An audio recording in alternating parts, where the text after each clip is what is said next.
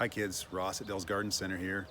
Hey, I don't know if you've been outside in the rain lately, but you know, it's kind of one of those things that's kind of fun. You really should be out in the rain every now and then just to experience it, just pretend you're a little kid.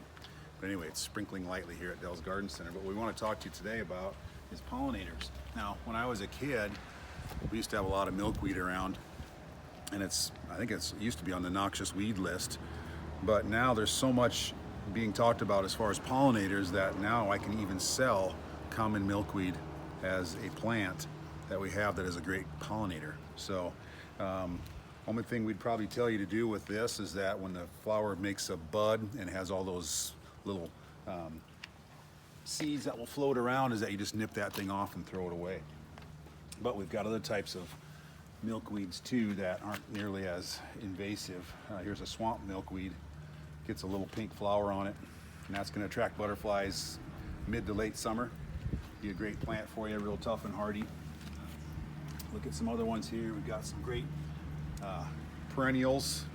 This is a Millennium Allium right here. It has that little pink flower on it. This is chive, so you could take little bits of this and stick it on your eggs in the morning or whatever you like to use chives for. But really tough, durable plants. It's called Millennium Allium. Here's a coreopsis called zagreb. Now this one's just about ready to bloom. It'll get these intense gold flowers on it like you see here on the label.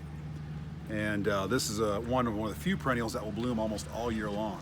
So it's a great pollinator also. Okay, then we start looking at plants that bloom in the fall. Here's a phlox, tall phlox. They've done a lot with the breeding of tall phlox. Usually we have problems with powdery mildew on tall phlox. But some of these varieties that we're selling here now do not have much of a problem at all with that. So they're an attractive looking plant, and then late in the summer they'll have these gorgeous blooms, just outstanding blooms. We always get calls when the phlox start blooming. People ask, well, what is this plant? And we'll have to kind of think and look through it, and we'll discover that it's a phlox. Some shrubs also. Here's a weigelia. It's got a trumpet-shaped flower. These will also attract hummingbirds because of their red trumpet-shaped flowers. More perennials. We've got lavender. This is a variety called Phenomenal. I'd probably advise planting this plant just a little bit deep. Try to get through the winter. It's a little bit less hardy. Another one that is gorgeous and kind of the same boat as the lavender is the buddleias. These are called butterfly bushes. And look at that. That's just a gorgeous flower. These things will bloom all year long. And once again, in our area, we recommend planting about 2 to 3 inches deep. Try to get a little mulch around them in the fall. Get some of those stems, some of that crown, a little more protection from that freezing and thawing we get late in December. And so just an awesome plant though. If you can get that to make it through the winter in a sunny spot, it'll reward you all year long with tons of blossoms, and it'll really attract the butterflies. Some more perennials.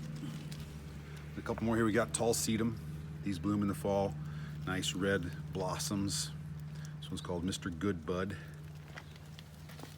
And then we've got blackeyed Susan.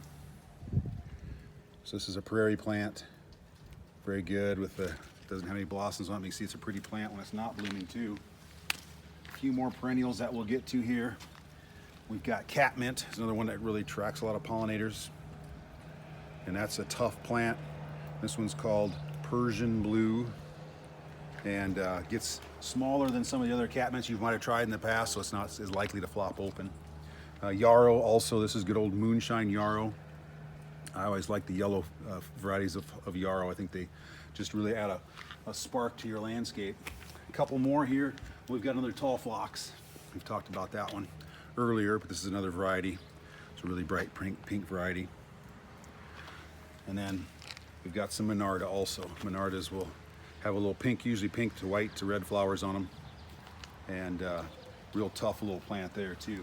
Last one I wanted to show you was coneflower. And we're getting a few blossoms just starting on this thing here.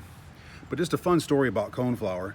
Coneflower is also, its scientific name is Echinacea, and you might be taking Echinacea pills. I don't know, it's a big thing right now. I've heard people, a lot of things about Echinacea tablets that you can get. It does something for you, I don't know what. But this is a neat plant.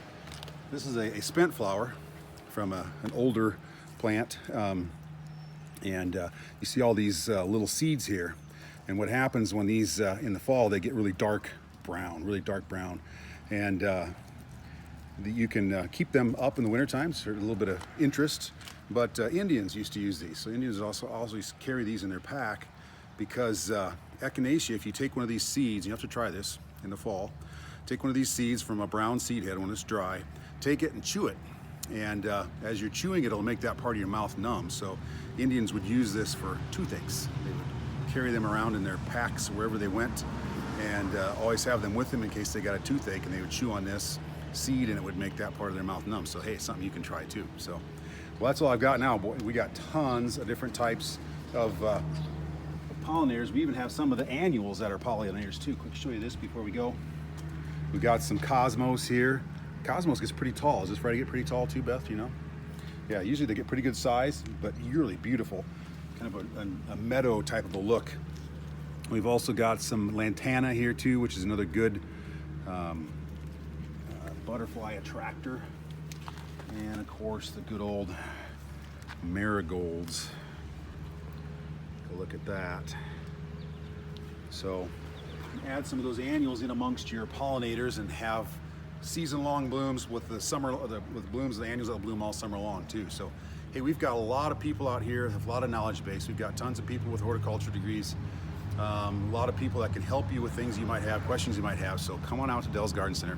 Check us out. And until next time, keep on believing, won't you? Thanks. Bye.